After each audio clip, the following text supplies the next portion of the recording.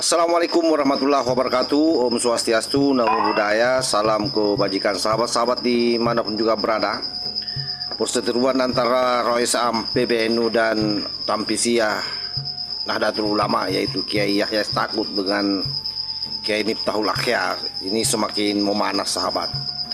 Dan ada hal yang aneh ketika informasi terblow up ke publik terkait soal ancaman atau ultimatum terhadap Gus Yahya untuk segera memundurkan diri, atau kalau tidak akan dipecat dengan tidak hormat. Jadi tampak memang bahwa pecah kongsi itu terjadi antara sekjen dengan ketua umum, karena sekjen mengamini apa yang dilakukan oleh Kiai Miftahul Akhyar, sementara Gus Yahya memberikan perlawanan dan membongkar siasat licik daripada Kiai Miftahul Akhyar, Rois Am PBNU. Untuk lebih jelasnya, sebelum kita masuk mendengarkan bagaimana pernyataan Gus Yahya, kita dengar dulu apa yang disampaikan oleh Gus Ipul sahabat. Lebih lengkapnya kita lihat videonya. Beredar informasi viral Ketua Umum PBNU Yahya Holil Stakuf atau Gus Yahya diminta mengundurkan diri. Di tengah memanasnya isu tersebut, Sekretaris Jenderal PBNU Gus Ipul mengimbau seluruh pengurus untuk menjaga keteduhan dan tidak terprovokasi oleh informasi yang beredar. Di tengah memanasnya situasi, Sekjen PBNU Gus Ipul menyerukan semua pengurus NU dari pusat hingga ranting untuk tetap tenang dan menjaga kondisi tetap aman. Menurut Gus Ipul, dinamika ini adalah urusan organisasi biasa yang sedang ditangani syuriah sesuai mekanisme internal. Ia meminta seluruh pengurus menahan diri dari pernyataan atau langkah yang dapat memperkeruh suasana dan hanya mengikuti informasi resmi dari syuriah PBNU. Gus Ipul menegaskan penanganan masalah saat ini sepenuhnya berada di tangan otoritas tertinggi, yaitu Rais Am dan dua wakil Rais Am. Ia juga mengajak warga NU memperbanyak sholawat serta tidak menyebarkan kabar yang tidak pasti.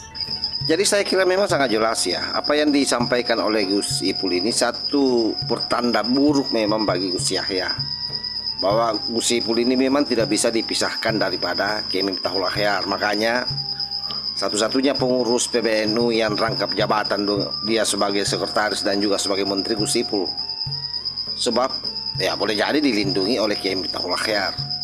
Oleh karena itu wajar kalau dia membela pernyataan Kiai Miftahul Akhyar.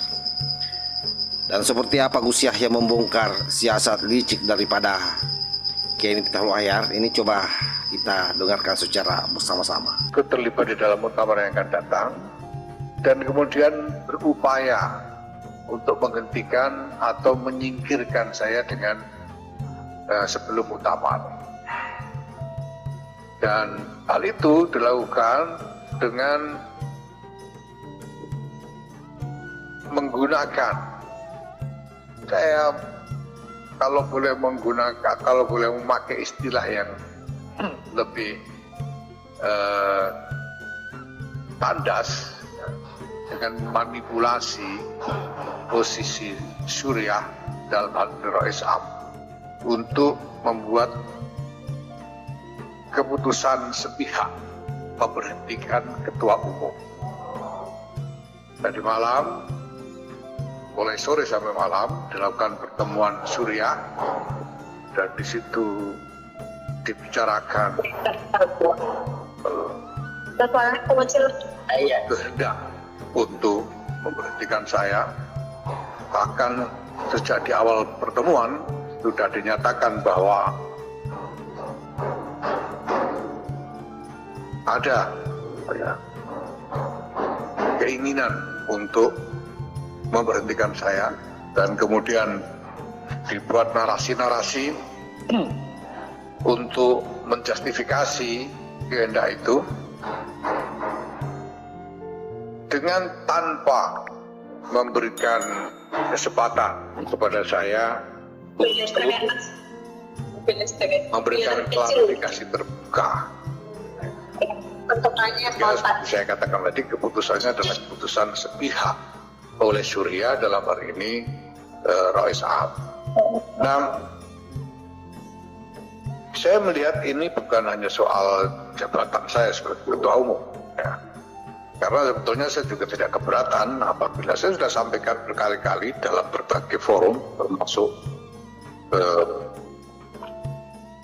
di forum-forum Kombes, di dalam kegiatan-kegiatan resmi organisasi, bahwa saya persilahkan siapa saja yang ingin maju sebagai calon ketua umum, dan saya persilahkan kepada baik PWNU maupun PCNU untuk menimang-nimang calon atau kandidat yang diinginkan yang lebih baik dari saya. Tentu itu sesuatu yang perlu dikhawatirkan, ya.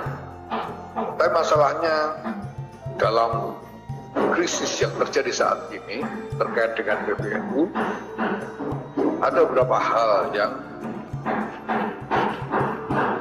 sangat berbahaya sebagai presiden bagi keutuhan organisasi secara keseluruhan. Yang pertama adalah soal mekanisme dan prosedur, bahwa upaya yang dilakukan untuk secara sepihak oleh Suriah dalam hal ini Islam memberhentikan saya tidak dilakukan dengan cara, dengan prosedur yang benar, yang objektif dan adil, karena sangat sepihak. Dan kedua, substansi dari narasi-narasi yang digunakan untuk menjustifikasi kehendak itu, ini juga bukan narasi-narasi yang valid. Saya bisa katakan bahwa seluruhnya merupakan narasi-narasi yang cenderung bersifat fitnah sebelumnya. Tetapi saya tidak diberi kesempatan untuk memberikan klarifikasi secara terbuka. Padahal di dalam ADRT dan peraturan perkumpulan yang telah kita sepakati dan kita sahkan, seseorang bisa diberhentikan secara tidak hormat. Diberhentikan secara tidak hormat. Kalau berhenti secara hormat itu kalau mengundurkan diri dan lain-lain.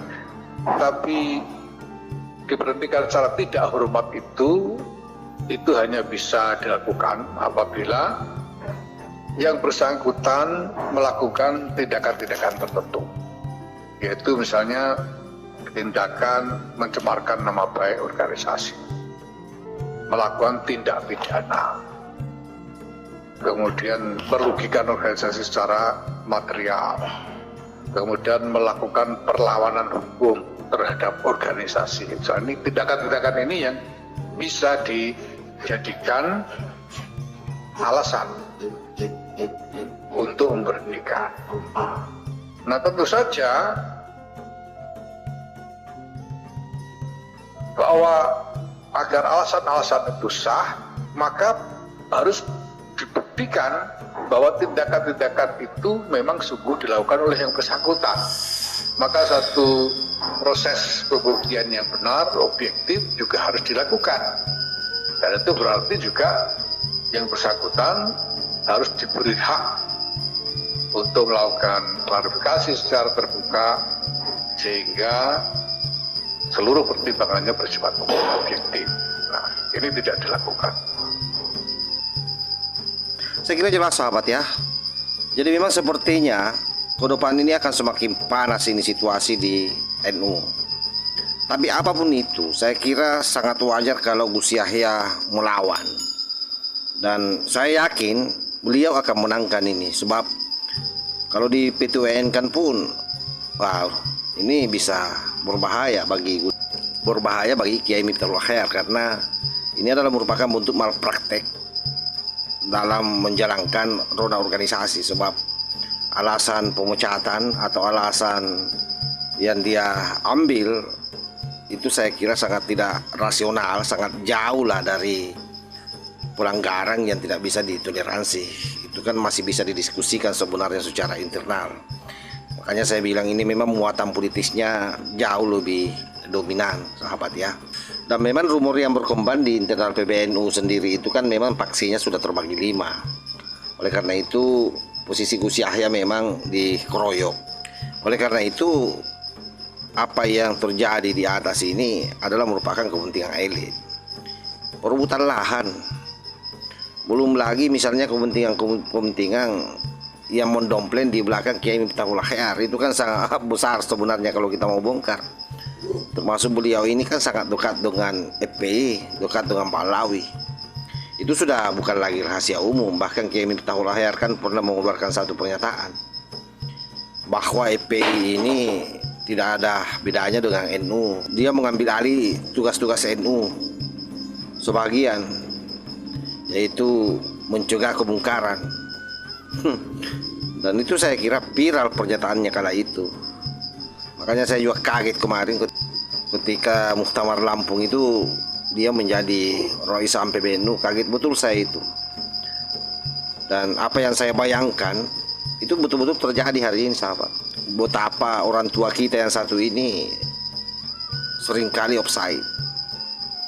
Bahkan kasus yang seharusnya beliau tidak komentari, dia komentari. Termasuk kasus Kelam Pak Alawi, bagaimana dia pasang badang membela nasab. Padahal mestinya kan sederhananya ditarik saja dalam diskursus ilmiah. Buat saja di situ di PBNU Batsul Masail soal nasab. Tapi dia tidak berani karena dia tahu bahwa pada dasarnya memang nasab Kelam Pak Alawi itu tidak tersambung ke Rasulullah. Hanya saja kan terlalu banyak relasinya dengan Kelam Pak Alawi. Bahkan saya dengar ada salah satu menantunya dari kalangan Pak Alawi, sahabat. Kasihan Gus Yahya ya, kalau kemudian dia dikepung dari berbagai penjuru. Tapi saya yakin beliau ini adalah muridnya Gus Dur. Saya yakin beliau akan melawan habis-habisan. Demikian sahabat, wallahul muwaffiq ila aqwamit thoriq. Wassalamualaikum warahmatullahi wabarakatuh.